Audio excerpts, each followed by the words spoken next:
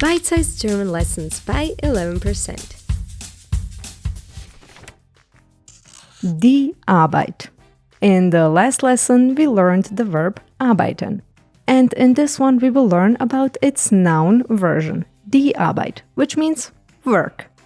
This noun is very useful and comes up quite often in everyday conversation. So it pays off to put in work to learn it. Die Arbeit. Die Arbeit. Die Arbeit. Die Arbeit. Die Arbeit is a feminine noun, whose plural we get by adding en to the word.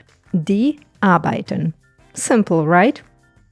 And its meaning is quite simple. Work. And just as in English, this noun has a lot of meanings. Work as in a job, work as in an effort you put into something, work as in a chore, and work as in an academic paper or homework. But to get a better understanding, let's see what this noun looks like in sentences. Mein Bruder sucht Arbeit.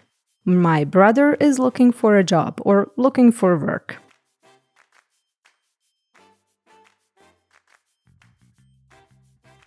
Wir haben bemerkt, dass viele Mitarbeiter mit dem Fahrrad zur Arbeit fahren. We have noticed that a lot of employees ride a bike to work.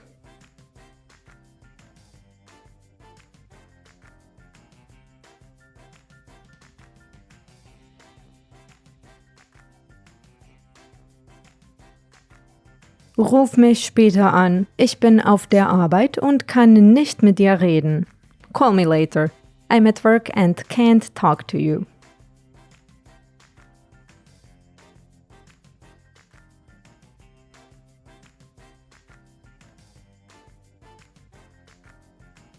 Viele ältere Menschen haben dieses Jahr ihre Arbeit verloren.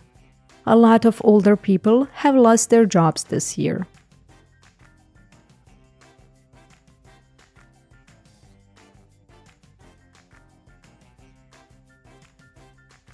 Ich mache diese Arbeit schon seit vielen Jahren.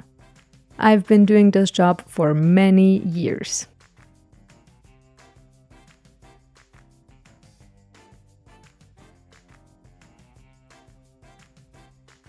Ein Maurer leistet schwere körperliche Arbeit. A bricklayer performs hard physical labor.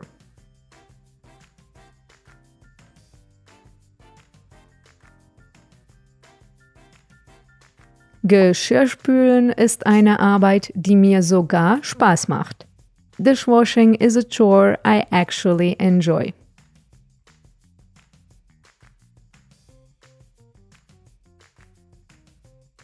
Die Studenten reichten ihre Arbeiten zur Benotung ein. The students submitted their papers for marking.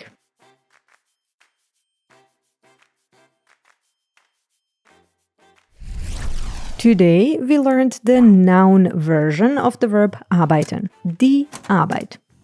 It's a feminine noun, whose plural form is die arbeiten. This noun can be heard quite often. It means work, as in a job, an effort you put into something, a chore, or a school paper. And now check your knowledge with a little exercise. Arbeiten or Arbeit.